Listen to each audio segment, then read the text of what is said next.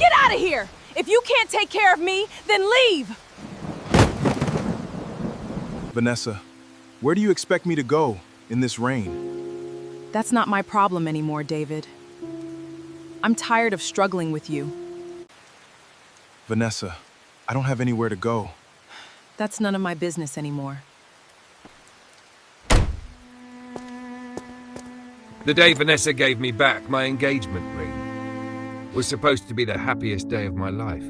Not because I expected her to say yes. She'd already said yes almost a year earlier. We had picked a wedding date, booked a small reception hall, even argued over the color of the invitations. No, that morning was supposed to be different, because after 12 long months my test was finally over.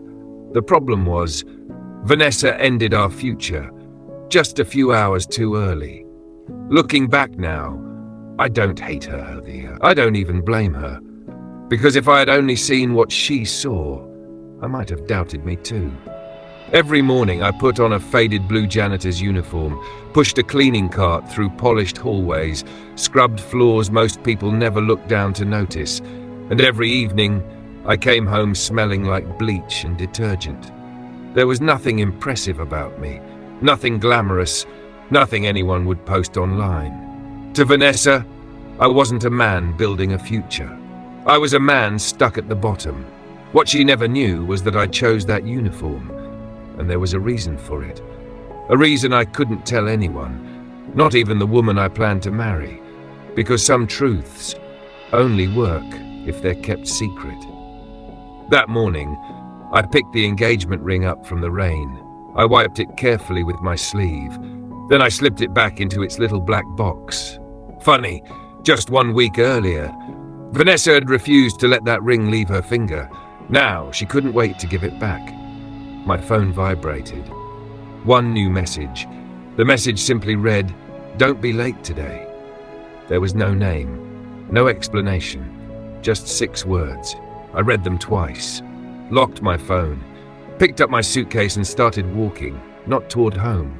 I didn't have one anymore. I was walking toward work. The same company where Vanessa and I had first met.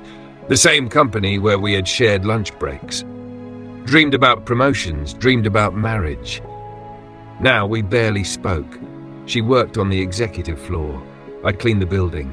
Life has a strange way of placing 2 people under the same roof, while quietly building a wall between them. When I reached the employee entrance, I saw Vanessa. She was laughing. Not with me.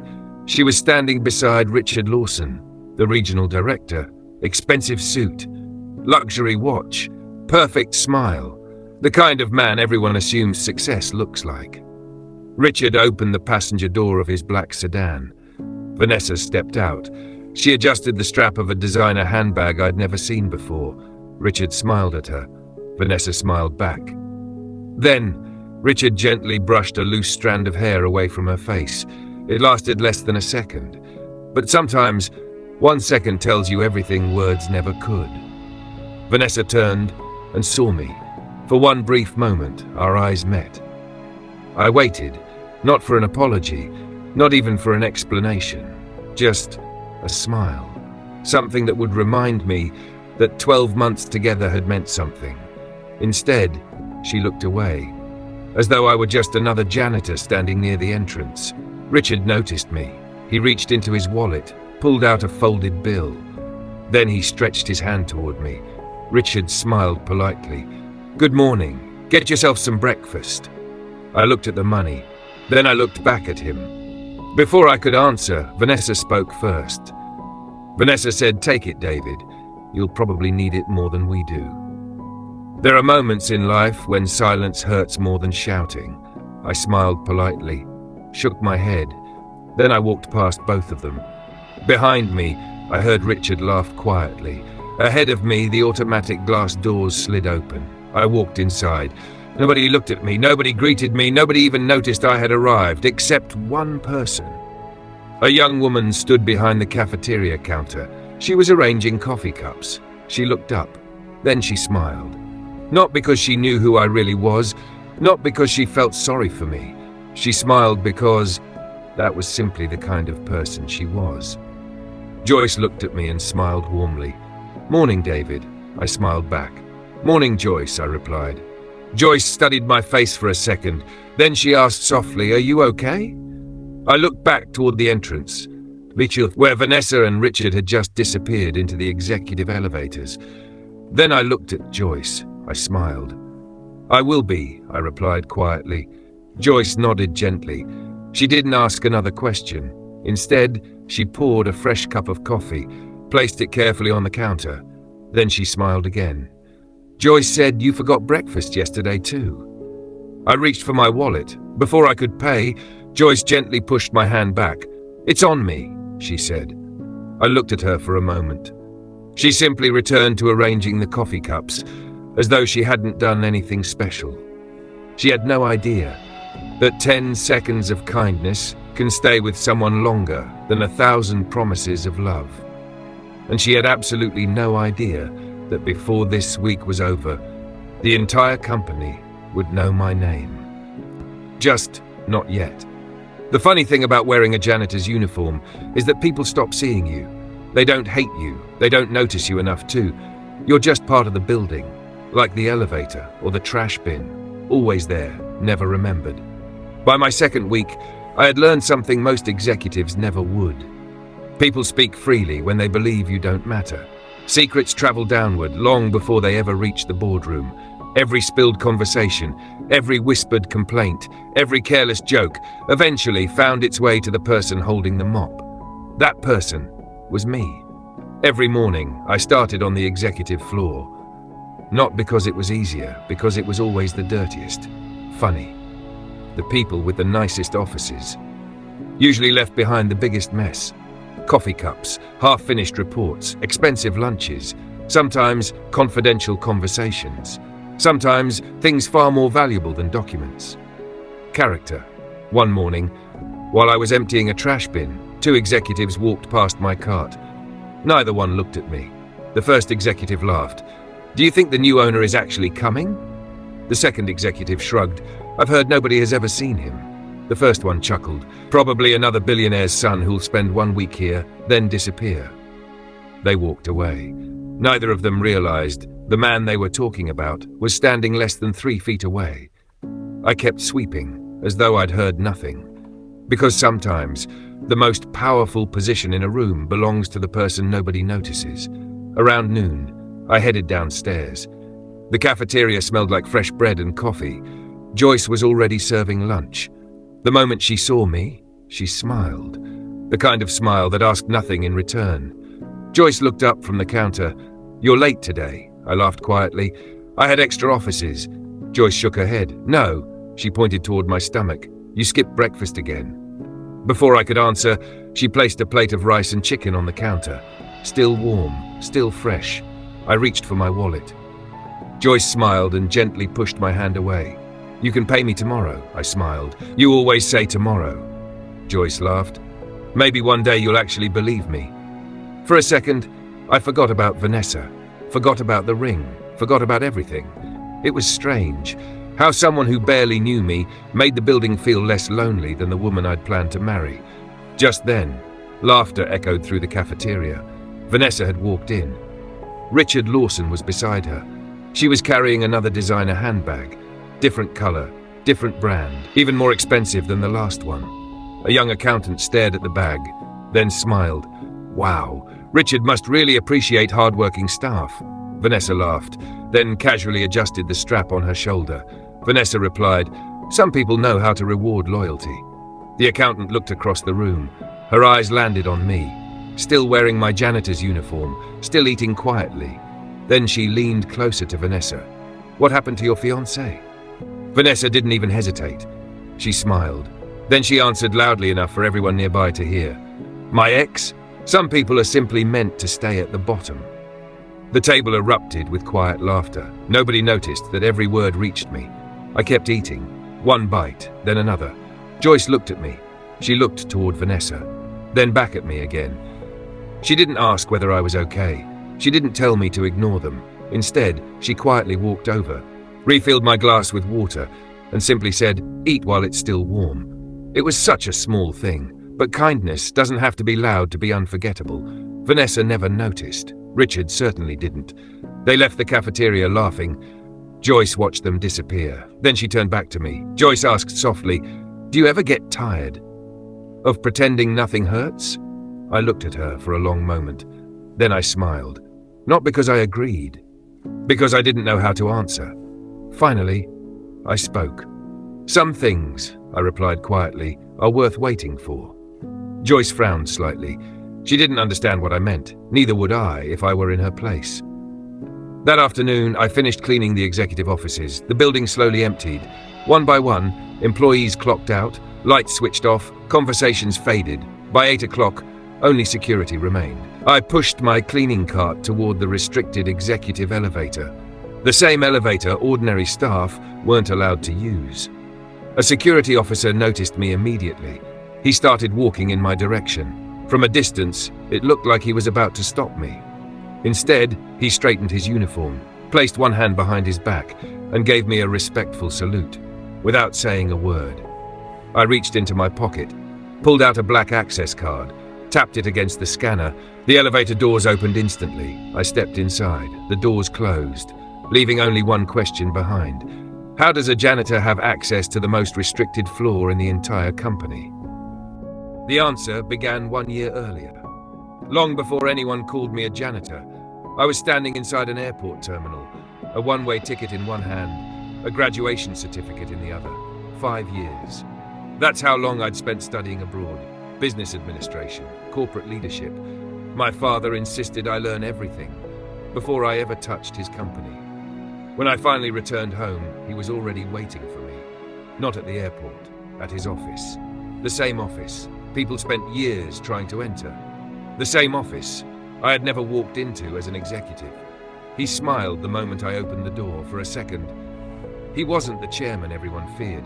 He was just my father. He stood up, walked around his desk, and hugged me. Then he pointed toward the chair opposite him. Edward Walker said, "Sit down, son." I sat. He opened a drawer, pulled out a thick leather folder, and placed it carefully in front of me. I opened it. Share certificates, board resolutions, ownership documents, everything. I looked back at him, confused. He smiled, then quietly said, "I've spent 32 years building this company. I think it's time for someone younger to take it further." I looked down at the documents again, then slowly closed the folder and pushed it back across the desk. My father frowned. Edward Walker asked, "You don't want it?" I smiled, then answered honestly. I replied, "I do, but not like this." He leaned back, waiting. So I told him something I'd been thinking about ever since my final year at university. I said, "If people know I'm the owner's son, they'll never show me who they really are. They'll respect my position, not my character." My father remained silent, so I continued. I said, "If I'm going to lead 700 people, I need to know how they treat the one person they believe doesn't matter. The cleaner, the security guard, the cafeteria worker, the janitor. If they can't respect them, they don't deserve to work for me." The office became quiet. My father stood up, walked toward the window. Nearly 700 employees moved across the company grounds below. Some hurried toward meetings, others laughed together outside. Some carried files, some carried mops. He watched them for a long moment. Then, without turning around, he smiled. Edward Walker said, "1 year, no more." I stood up, smiled, and shook his hand. 1 year. That was the deal. That afternoon, only 3 people learned the truth. My father, the chairman, and the company's lawyer. Nobody else. Not the board, not human resources, not even senior management. From that day forward, David Walker disappeared. The following Monday, a janitor named David reported for duty. Looking back, it was the best decision I ever made, because people tell you the truth when they think you'll never matter. That's also how I met Vanessa. She worked at the front reception then, always smiling, always laughing. She earned almost exactly what I did, or what she thought I did. Every afternoon, she'd wait for me before going home. Sometimes we'd split one plate of rice because neither of us wanted to spend extra money. When it rained, we shared one umbrella. When transport fares went up, we walked together. We dreamed together. We planned together. We counted every naira together. Looking back, those were the richest days of my life. Not because we had money, because we had each other. One evening after work, I took her to a small roadside restaurant. Nothing fancy, plastic chairs, hot pepper soup, a noisy television hanging in the corner. Halfway through dinner, I reached into my pocket, pulled out a small velvet box. Vanessa stared at it, then looked at me. I smiled. I said, I can't promise you a mansion. I can't promise luxury cars, but I can promise that I'll spend the rest of my life trying to make you smile. Tears filled her eyes. She nodded before I even opened the ring. Vanessa whispered, yes. For a long time, I believed that was the happiest night of my life. I was wrong. Because happiness can disappear so slowly, you don't even notice it's leaving. Everything changed. The day Vanessa was promoted, a new office, new responsibilities, new colleagues, a new world. Then came Richard Lawson. At first, it was just flowers, then chocolates, then perfume, then handbags. Whenever I asked about them, Vanessa laughed. Vanessa said Richard bought them. He's just generous. I wanted to believe her, so I did. Then came business dinners, weekend conferences, luxury hotels, designer shoes, a new phone. Every time, there was another explanation. And every time, I convinced myself love meant trust. Looking back now, I wasn't losing Vanessa all at once. I was losing her. One expensive gift at a time. Then, something else started happening. The finance department became unusually busy. Employees whispered in hallways, managers closed office doors, auditors arrived without warning. Nobody knew why. Nobody knew what they were looking for. Only one rumor spread through every floor of the building. Millions of naira had disappeared. No one knew where it had gone. No one knew who had taken it. But someone inside that company, was about to lose everything. The following afternoon, every employee received the same email. No exceptions, no excuses. Attendance was mandatory. The subject line read, Annual Shareholders Meeting. Tomorrow, everyone must be present, and without realizing it, every person in that building was walking toward the day that would change all of our lives forever.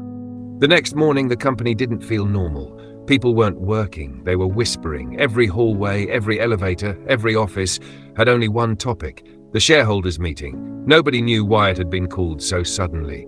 Rumors spread faster than emails. Someone said the company had lost millions. Someone else said senior executives were about to be fired. Others whispered that the chairman was retiring. Nobody knew the truth, not yet. I arrived early, just like every other morning. Bucket, mop, grey overalls, invisible. As I pushed my cleaning cart across the lobby, I heard my name. Not janitor, not cleaner. My name. Joyce smiled. Good morning, David. Funny how one simple greeting can make you feel seen. I smiled back. I replied, Morning, Joyce. She noticed the meeting notice in my hand. Joyce asked, You nervous? I laughed quietly. I replied, A little. She nodded, then reached behind the cafeteria counter, pulled out a neatly wrapped lunchbox. She placed it into my hands. Joyce said, You'll probably miss lunch today. So I packed one. I blinked. Nobody had ever done that for me. Not because they had to, just because they wanted to. I looked at her. I asked softly, When are you going to stop taking care of everybody? Joyce laughed. The kind of laugh that made stressful mornings feel lighter. Joyce replied, When people stop needing it. She went back to serving breakfast as though she'd done nothing special, but she had. Sometimes people change your life without realizing it. Across the room, Vanessa walked in. Designer heels, luxury handbag, expensive perfume. She never looked in my direction. Not anymore. Richard Collins walked beside her, laughing, confident. He leaned close enough that everyone assumed they belonged together. Vanessa smiled. The same smile she used to save for me. Funny how memories don't disappear, they just start hurting differently. As they passed the cafeteria, Joyce waved. Joyce said, Morning, Vanessa. Vanessa barely looked at her, then her eyes landed on me. She sighed, shook her head and laughed, not kindly. Vanessa said to Collins, I don't know how some people stay comfortable being average. Richard chuckled. Richard replied, Some people never dream bigger. They walked away. Neither of them noticed. Joyce had heard every word. She looked at me, almost apologetically. I simply smiled. I said it's okay, because by then, I'd learned something. People reveal themselves long before life reveals them. An hour later, every employee entered the main conference hall. Nearly 700 people. Executives, managers, receptionists, engineers, drivers, security guards, janitors. Nobody was exempt. The atmosphere felt strange, too quiet, too formal, too important. Richard Collins sat in the front row, perfectly tailored suit, confident smile. Several executives congratulated him before the meeting even began. One whispered, "Executive, congratulations in advance." Richard smiled, didn't deny it. Vanessa watched proudly. She genuinely believed Richard's life was about to change. She had no idea hers was too. Meanwhile, I stood quietly near the back wall, still wearing my janitor uniform, still holding my folded work gloves, still invisible, or so everyone thought. Joyce noticed I was standing alone. She quietly walked over. Without saying anything, she handed me a bottle of water. Joyce smiled. "In case this meeting takes forever," I laughed. I replied, "Thank you." She shrugged. Joyce answered, "Somebody has to look after you." For a moment, I forgot why we were all there. Then, the room fell silent. The chairman entered. Every person stood. The conversations ended immediately. He walked slowly onto the stage, adjusted the microphone, looked across the room, then spoke. Chairman Walker said, "Good morning." No applause, just silence. He waited a few seconds, then continued. Chairman Walker said, "For the past year, the future leader of this company has been working among you." Confused whispers filled the room. Executives looked at each other. Managers frowned. Richard adjusted his tie. Vanessa smiled. She thought he was talking about Collins. The chairman continued. Chairman Walker said, "Many of you have walked past him. Many of you ignored him. Some of you respected him. And some of you revealed exactly who you are." The room became even quieter. Then, the chairman looked toward the entrance and smiled. Chairman Walker said, "David, would you join me?" Every head turned. People looked around the room, confused. Then they saw me, standing at the back, still wearing grey janitor overalls. For 1 second, nobody moved. Then, laughter. Someone whispered, "Employee, the cleaner?" Another laughed. "Manager, he walked into the wrong meeting." Richard shook his head, smiling. Vanessa actually covered her face, embarrassed for me. She thought I had finally embarrassed myself in front of the entire company. I started walking one slow step at a time toward the stage. The laughter continued until the chairman extended his hand to me. I shook it. He turned toward the audience, then spoke the sentence. That changed everything. Chairman Walker announced, "Ladies and gentlemen, allow me to introduce the new Chief Executive Officer of Walker Industries." He paused, every eye fixed on him. Then, Chairman Walker declared, "Mr. David Walker." Silence, not ordinary silence. The kind of silence that changes lives. Vanessa's handbag slipped from her hand. Richard stopped breathing for a second. The executive stared. Security immediately stood straighter. Joyce looked at me, then smiled. Not because I was the CEO, because she finally understood why I never hated anyone who looked down on me. I stepped toward the microphone, looked across 700 stunned faces, then quietly said, "Before I accept this position, there's one report I'd like everyone here to see." The room was silent. Not because people had stopped breathing, because nobody knew what was coming next. David stood at the front of the room. The chairman remained beside him. Every executive, every department head, every employee was waiting. David picked up a black folder from the podium, then looked directly at Richard. For the first time that morning, Richard looked uncomfortable. David spoke calmly.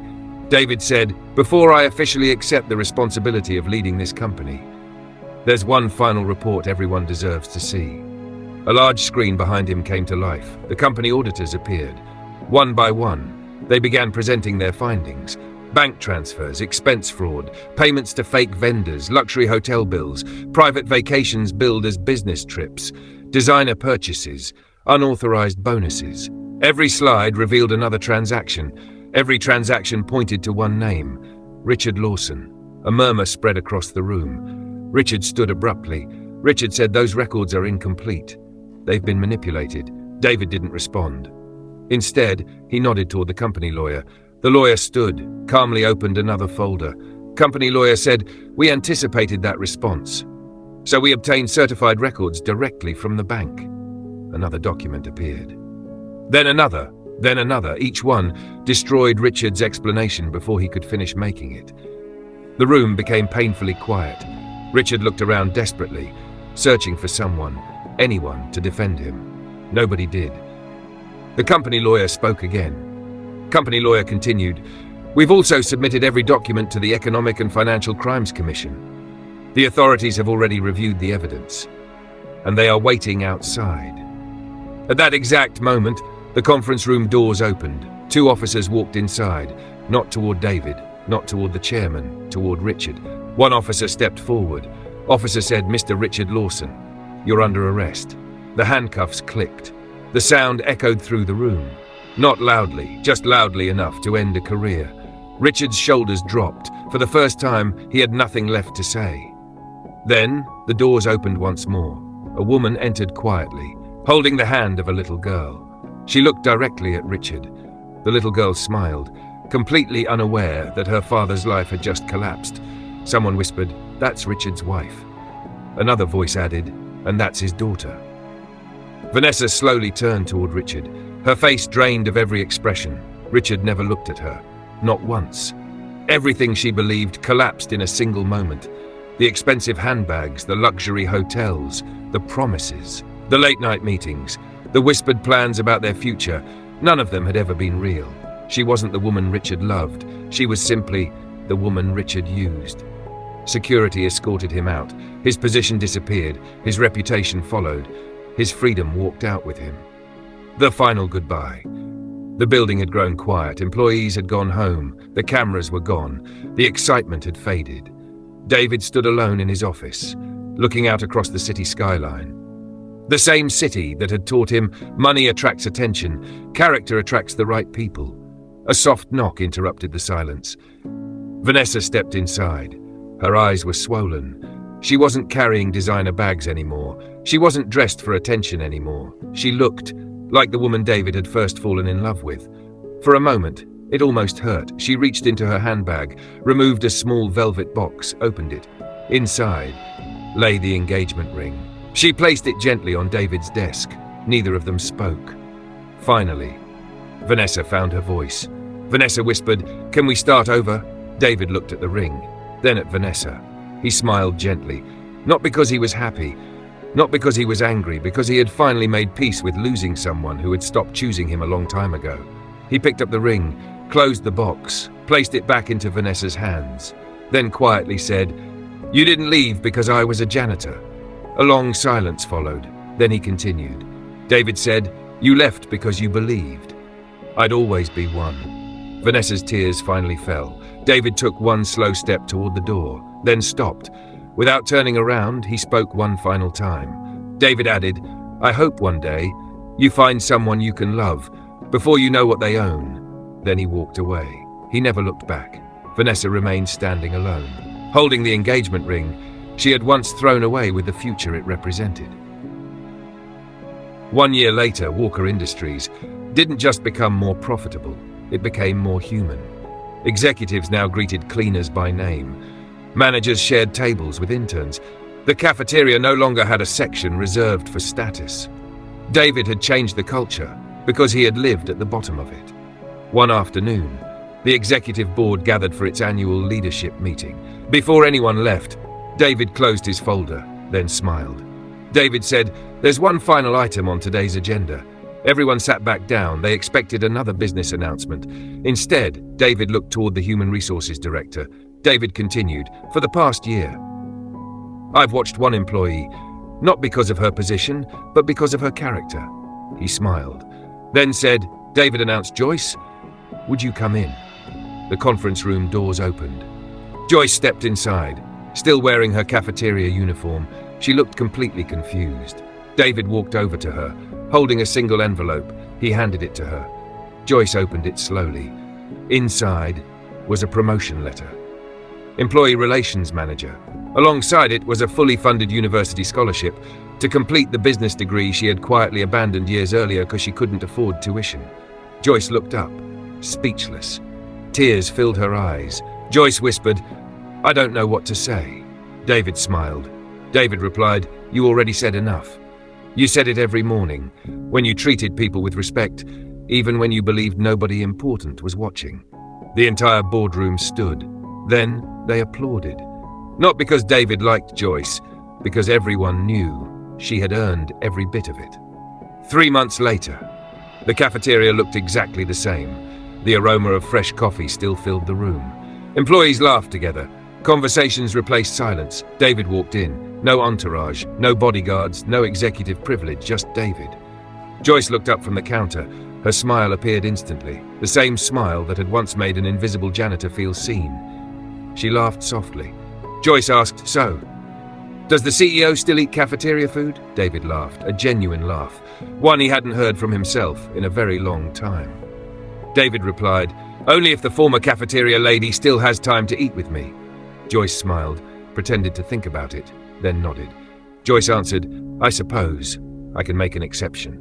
A few minutes later, they sat together by the window, not as a CEO and not as a former cafeteria worker, just two people who had learned that love built on kindness lasts much longer than love built on status. Sometimes the greatest success in life isn't becoming the CEO. Sometimes it's discovering the person who would have chosen you even if you had remained the janitor forever. People who love your position will leave when the position changes. People who love your character will still be there even before the world knows your name. If someone walked away because they believed you would never become anything, then returned after you became successful, would you give them another chance? Or would you let them live with the choice they made?